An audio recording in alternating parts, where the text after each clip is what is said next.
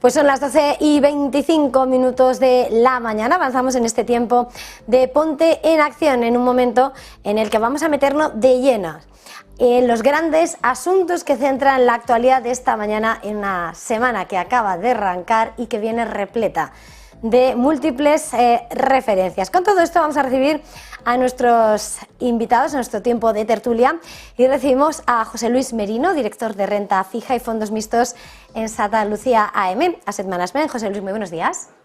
Luis Merino, buenos días. Discúlpame, Luis, porque tenía aquí yo un pequeño fallo, ya lo corrijo y ya está. Luis Merino, director de renta fija y fondos mixtos en Santa Lucía Asset Management. Gracias. Miguel Ángel Temprano, gestor independiente. Miguel Ángel, muy buenos días. ¿Qué tal? Muy buenos días. Y el tercero, Javier García, director de Velaria Inversores. Ninguno más ni menos importante. El tercero, Javier. Buenos días. Muy buenos días. Bueno, arrancamos esta mañana en la que os voy a pedir arrancar tomando una fotografía de lo que está siendo la situación del mercado. Son múltiples las incertidumbres, ya nos avecinamos ya al término del quinto mes del año, a punto de esa cuenta atrás del fin del primer semestre, y quería preguntaros cómo estáis viendo la situación del mercado. Si os parece, Javier, empezamos contigo. ¿Qué le parece? ¿Qué visión le ofrece? Bueno, la situación actual está pasando por una salida de resultados empresariales y que está siendo buena. Están sorprendiendo al alza la mayoría de las compañías. Los márgenes también de las compañías se están manteniendo y el consumo sigue fuerte.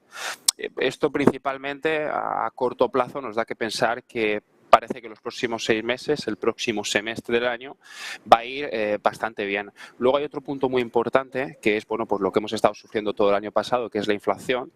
En Estados Unidos la inflación se está moderando, ha pasado prácticamente alrededor del 10% al 5%, y esto es un dato muy positivo porque esto puede hacer que los bancos centrales pues empiecen, lógicamente ya están en torno al 5%, a empezar a pensar en moderar la subida de tipos de interés, ¿no? Entonces, a corto plazo y teniendo en cuenta un poco los resultados empresariales, estamos empezando a ver que, bueno, pues esa posible recesión que se preveía, ¿no?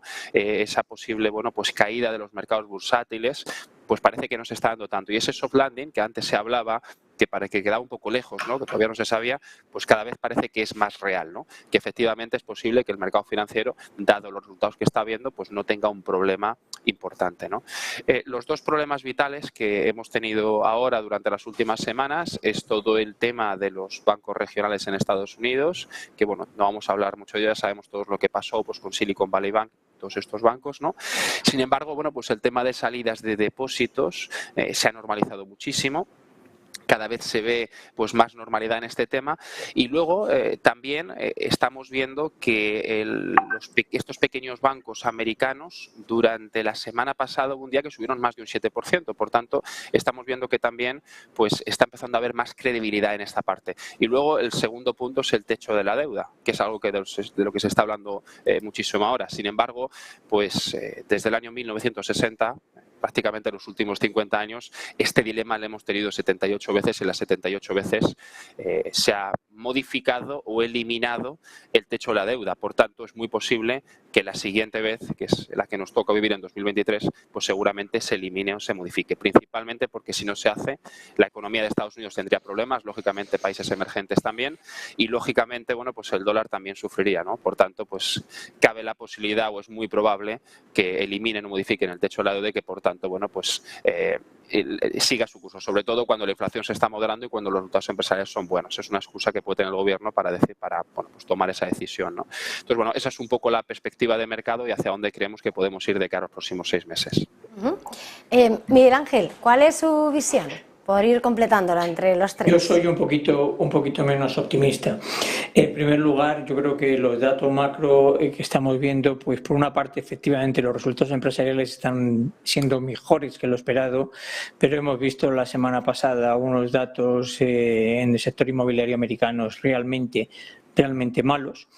Y los datos relacionados al precio del petróleo, lo único que nos están indicando es que a pesar de los descensos de producción, que ya llevamos un 5%, que es una verdadera barbaridad de descenso de producción, de aproximadamente unos 5 millones de barriles diarios en varias etapas, y el precio, en lugar de sostenerse, no digo ya subir, sostenerse, sigue cayendo, lo cual indica que la actividad está peor.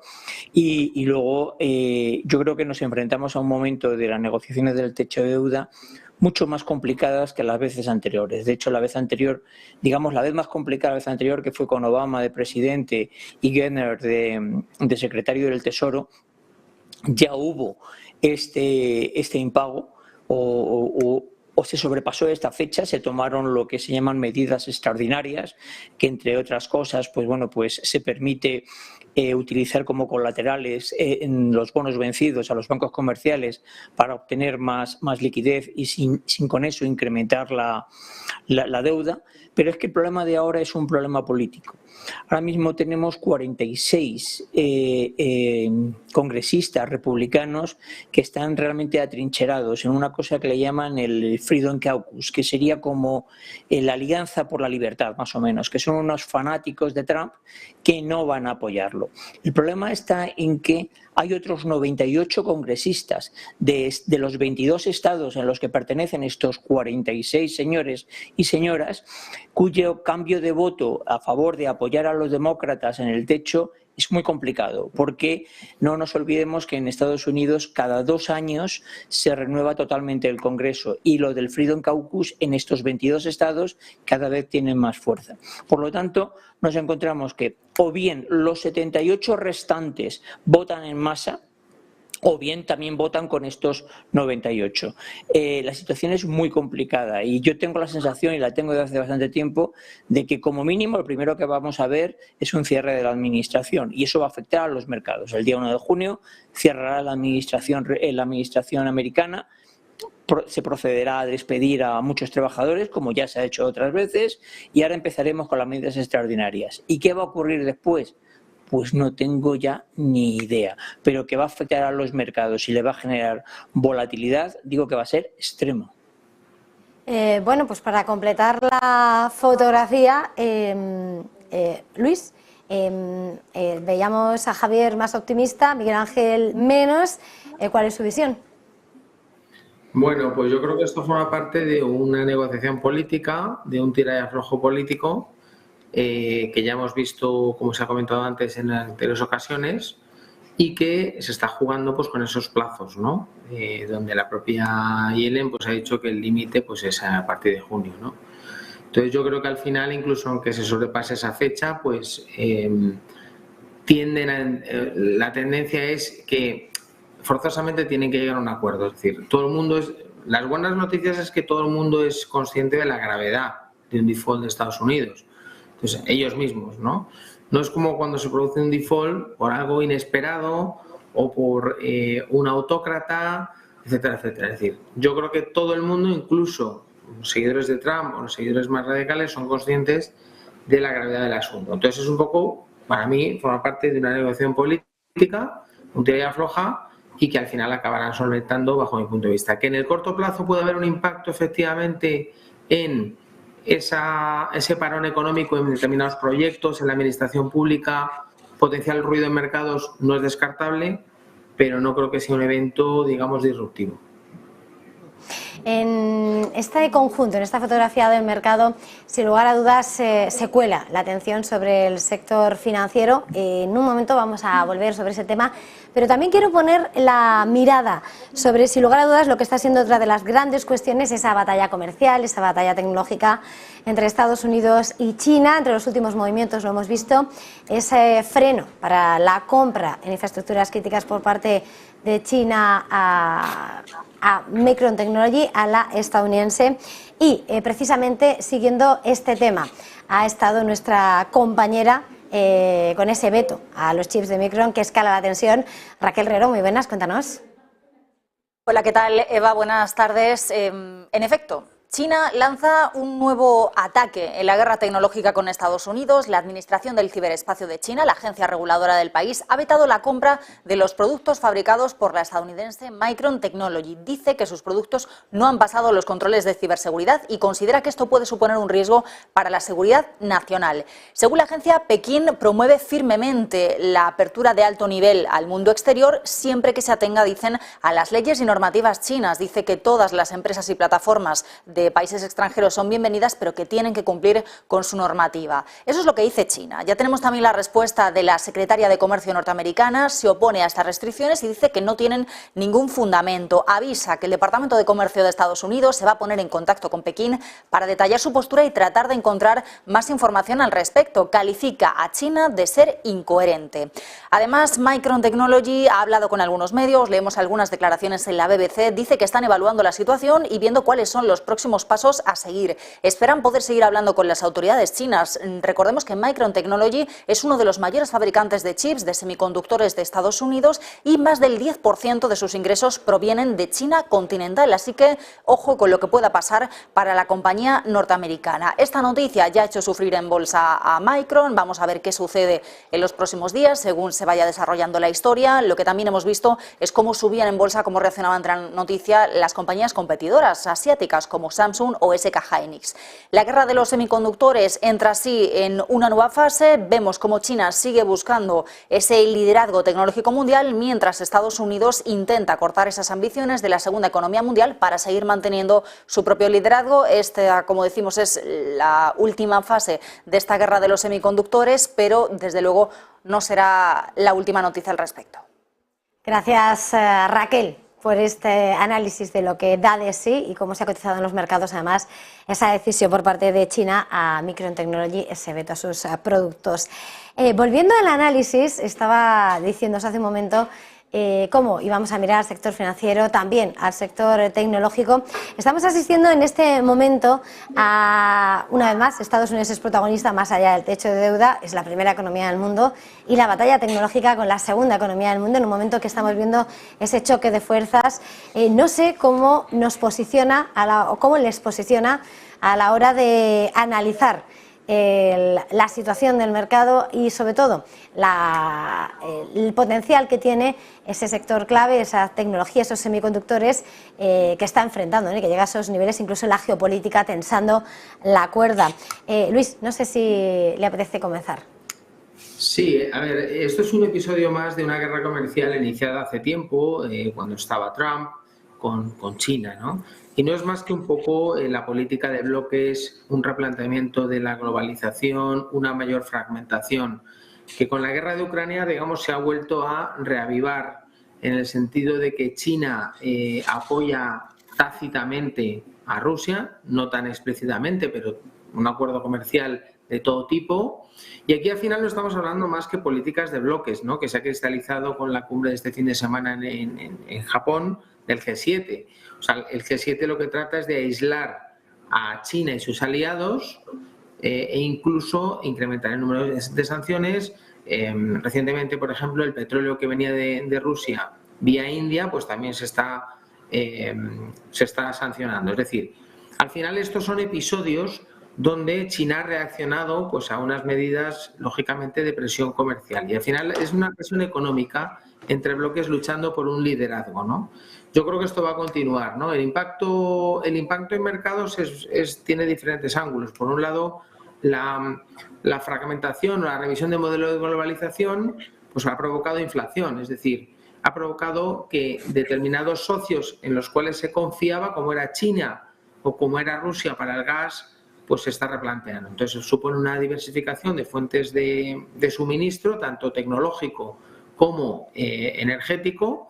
El tema de Taiwán, lógicamente, también tiene relación las amenazas de China sobre Taiwán, porque lógicamente acapara la mayor producción mundial de semiconductores, etcétera. Es decir, todos estos son episodios que lo que está afectando es que, desde el punto de vista económico, China con la reapertura, alentaba unas expectativas económicas favorables o alienta, pero a nivel de flujos de capital está viendo esas restricciones. ¿Por qué? Pues por esas sanciones, esas variables, digamos, políticas que están impidiendo pues que determinados flujos económicos pues fluyan de manera ágil entre las economías. Entonces esto al final yo creo que va a tardar y va a continuar esta guerra comercial entre los diferentes bloques. Miguel Ángel, ¿qué le parece? ¿Cómo asiste a ese tensionamiento también? Para mí esto dejó hace mucho tiempo de ser una guerra comercial y ser una situación geopolítica, que solo puedes verlo además desde ese ámbito, no desde el punto de vista económico. Ya hace tiempo, hace años, que la parte comercial, es decir, la tasa horaria china, se venía elevando de una manera significativa y eso hizo que muchas empresas empezasen a derivar sus fabricaciones a fábricas en otras zonas alrededor, lo llamado geopolíticamente como Altasia, donde la hora de trabajo era hasta un tercio. Pero yo creo que la aparición de las tensiones en el mar meridional de la China, que son aguas que los chinos continentales reclaman como propias, pero que los occidentales no se lo reconocemos, y obviamente tampoco Taiwán y mucho menos la parte del estrecho, ha originado que nos demos cuenta de que hay una batalla por el futuro mucho más importante que todo esto, que había una concentración excesiva de producción de chips de última generación en Taiwán y que Taiwán además producía muchos de ellos en la China continental. La gran mayoría de las fábricas taiwanesas tienen fábricas también en la China continental. Entonces, que había que digamos, traer, reimportar, como le queramos llamar, me da exactamente igual, esa tecnología de última generación, que son los chips por debajo de 6 nanómetros, y había que traérselo al mundo occidental para impedir que los chinos entrasen en eso. Lo que está pasando con Micron lo podemos interpretar como un tema comercial, pero yo creo que nos equivocaríamos. Es una de las partes del conflicto. No nos olvidemos que el mundo transita hacia el 5G, que ya los americanos vetaron a las empresas chinas de esto, y que los mismos americanos, de acuerdo con TSMC, están fabricando dos grandes factorías de chips de última generación en Arizona. Entonces, yo creo que lo que estamos viendo ya no es un tema de guerra comercial, sino un tema de una batalla geopolítica por el poder. Y hoy una cosa que también nos está pasando de algo. Los chinos, que tienen hoy en día el mayor comercio que existe en el planeta, la mayor concentración de comercio, están imponiendo con la aplicación o la imposición del yuan digital su salida del sistema de transferencias internacionales, el SWIFT, que hoy por hoy es controlado por los americanos. Es decir, se están desligando desligando de la utilización del dólar como moneda de intercambio mundial. Y Javier, para terminar este punto. Bueno, yo estoy totalmente de acuerdo con Miguel. Esto ha dejado de ser una guerra comercial para ser una guerra geopolítica. No obstante, al final, el ponerse, digamos, en primera plana en todo lo que es el ámbito tecnológico proviene principalmente de la inversión. El tema está en que China lleva invirtiendo en todo lo que tiene que ver con tecnología mucho más que Estados Unidos y durante más tiempo que Estados Unidos. Los últimos 5 años se ha querido poner muy por delante. De hecho, 7 de los sectores de la inteligencia artificial, China está por delante de Estados Unidos. Toda esta guerra, todos estos temas son trabas y problemas que van a seguir surgiendo durante los siguientes meses, incluso a lo mejor años, pero al final de lo que se percibe como colocarse por delante en todo lo que tiene que ver con tecnología viene principalmente de la inversión, y China está invirtiendo mucho. Por tanto, es muy posible que durante los próximos 5 y 10 años en todo lo que tiene que ver con tecnología veamos a China por delante de Estados Unidos. Eso es una de las cosas que creemos que puede pasar perfectamente. Antes de terminar, quería poner sobre la mesa otro punto, aunque vamos un poco más apurados, así que os voy a pedir un poquito más de concisión. Es mirando al sector financiero. Decía Javier al principio de esta tertulia cómo de alguna manera parece que, sobre todo en la cotización en los bancos, mirando a los regionales de Estados Unidos, se recuperaban la semana pasada, ha vuelto una cierta normalidad, perdiendo el miedo a ese flujo de depósitos, y quería en este momento poner a la banca sobre la mesa, porque acabamos de escuchar hace un ratito, lo estábamos viendo a Cascari de la FED, señalando de alguna manera cómo sería adecuado introducir unos test, unos ensayos, unos test de estrés al fin y al cabo, sobre la banca en la que se abogase por niveles más altos de capital, porque aumentaría la resiliencia.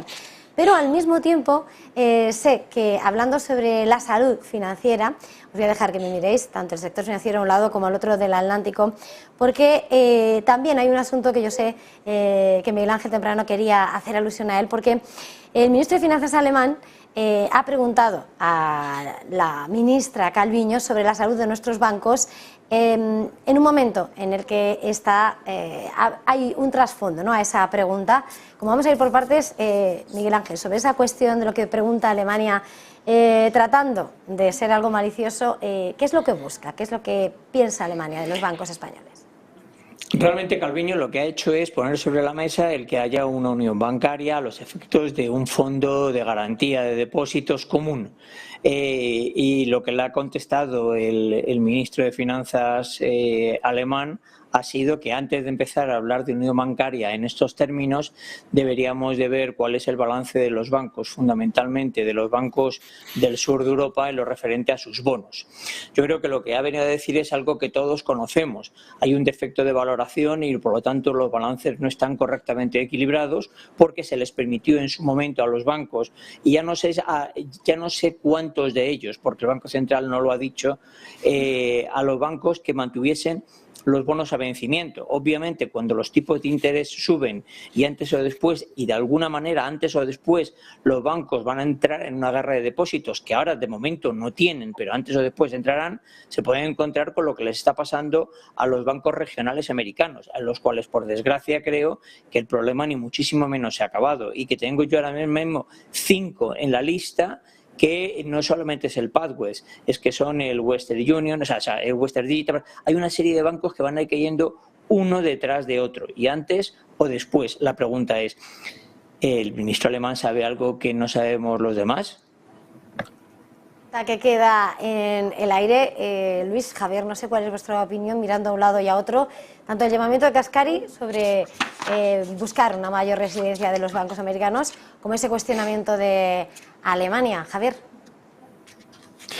Bueno, al final el tema de los bancos regionales en Estados Unidos también parte mucho, por ejemplo, Silicon Valley Bank, el balance, o sea, los balances están totalmente desestabilizados. Estoy totalmente de acuerdo con Miguel. El balance de Silicon Valley Bank era totalmente absurdo. La deuda multiplicó por 4 a 5 veces en 2 años desde 2021. Por tanto, ahí surgía un problema importante, que es que básicamente una subida de los tipos de interés no era asumible por este tipo de bancos, ¿no? Entonces, al final, cuando se proclaman, digamos, medidas de este tipo, lo primero que hay que hacer es echar un vistazo a los balances y analizar esa parte por ahí, porque efectivamente hay muchos bancos que, digamos, el activo que tienen no va a poder, digamos, controlar el pasivo que están asumiendo, ¿no? Sí es cierto que en pequeños, bueno, los bancos españoles tipo BBVA, Santander, no vemos esos problemas, pero en pequeños bancos regionales americanos hay por ahí otros bancos también en Europa que tienen ciertos problemas. Entonces, antes de tomar estas medidas, efectivamente, hay que poner, digamos, diferentes medidas en todo lo que tiene que ver con balances, ¿no? Porque efectivamente hay muchos bancos que no están preparados para tomar este tipo de decisiones. Luis, la última palabra. No, respecto al tema de Alemania, es un tema que lleva ya mucho tiempo, ¿no? El tercer pilar de la unión bancaria es el Fondo de Garantía de Depósitos Europeo, y Alemania exige que la ponderación en riesgo, el risk weighted de la deuda, sea común en toda Europa. Es decir, actualmente la deuda soberana de cada país es 0% risk weighted, es decir, no consume capital. Entonces, Alemania, ¿por qué el tercer pilar de la unión bancaria no se ha hecho hasta ahora, que es el Fondo de Garantía de Depósitos Europeo, y que ahora vuelve a salir el tema a raíz de la crisis bancaria? Porque Alemania exige que el consumo de capital de la deuda soberana sea igual, o sea, en función del rating, cosa que hoy no es así. Entonces, ese es el obstáculo que ha sido hasta ahora y que ahora vuelve a salir a la luz. Con las subastas de TLTRO, las subastas que vencerán en junio y sobre todo en junio y el resto del año, pues yo creo que las posiciones de deuda de los bancos españoles, de deuda doméstica, españoles y periféricos, pues se irá reduciendo. Pero ese es el principal escollo. Respecto a la crisis bancaria global, bueno, se ha conseguido que en la eurozona no se contagie porque está regulado mucho más que la banca regional americana, donde por debajo de 250 billones se exigía liquidity coverage ratio, net stable funding ratio y los stress test anuales. Es decir, el regulador americano se ha dado cuenta que tenía una parte importante de su sistema que no estaba suficientemente regulado, y ahora se está replanteando, bueno, digamos, un paso atrás, lo que se hizo en el 2018, que es volver a regular en la misma medida que los bancos europeos a los bancos pequeños regionales americanos. Pues lo vamos a tener que dejar aquí, aunque habría muchos más temas que comentar. Luis Merino, ahora no me equivoco, director de renta fija y fondos mixtos en Santa Lucía Asset Management, Miguel Ángel Temprano, gestor independiente, y Javier García, director de Velaria Inversores. Un placer tenerles a los tres. Gracias, feliz jornada, feliz negocio, feliz semana. Igualmente. Muchas gracias, igualmente. Y nosotros avanzamos en este tiempo